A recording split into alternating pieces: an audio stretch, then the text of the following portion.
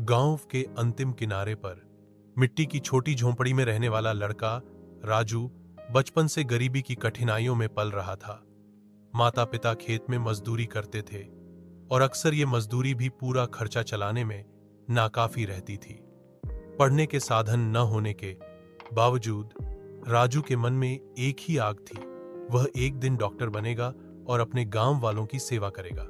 हर सुबह खेत में पिता का हाथ बंटाना और घर आकर पढ़ने बैठना राजू की दिनचर्या में मेहनत उसकी साथी थी।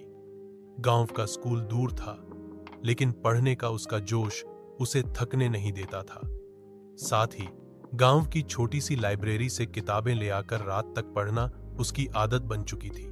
कुछ स्रोतों में भी ऐसे लड़कों की प्रेरक कहानियां मिलती हैं जो गरीब होते हुए भी पढ़ाई और ईमानदारी में आगे बढ़ते। एक दिन गांव के ही स्कूल मास्टर ने देखा कि राजू पढ़ाई में तेज और लगनशील है। उन्होंने राजू की आर्थिक स्थिति जानकर उसे छात्रवृत्ति दिलाने की कोशिश की और सचमुच एक दानदाता मिला जिसने राजू को पढ़ाई जारी रखने का अवसर दिया।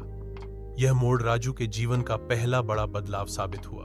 कॉलेज में पहुंचा राजू पढ़ाई के साथ साथ पार्ट टाइम काम भी करने लगा। उसने मेहनत का कोई मौका नहीं छोड़ा। गांव-गांव जाकर भी वो लोगों को प्रेरित करता कि अगर मेहनत और इरादा नेक हो तो गरीबी भी बाधक नहीं बन सकती। इस तरह की भारतीय ग्रामीण प्रेरणादायक कहानियां अक्सर दिखाती हैं कि सपने देखो और मेहनत करो तो बुलंदियां हासिल की जा सकती हैं। कई सालों की पढ़ाई, संघर्ष और त्याग के बाद राजू ने मेडिकल प्रवेश परीक्षा उत्तीर्ण की। अब वह डॉक्टर बनने की राह पर था। गांव लौटकर उसने अपने लिए एक छोटा सा क्लिनिक खोला।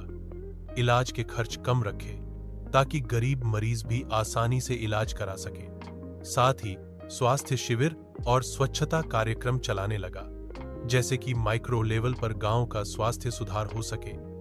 यही उसकी असली सेवा थी। राजू की इस यात्रा ने गांव में बदलाव लाया। अब लोग उसे गांव का डॉक्टर बुलाते हैं। उसकी कहानियां दूसरों को प्रेरित करती हैं, क्योंकि वह दिखा चुका कि शिक्षा ही गरीबी से निकलने की सीढ़ी है। और जब एक इंसान अपने समाज के लिए कुछ करता है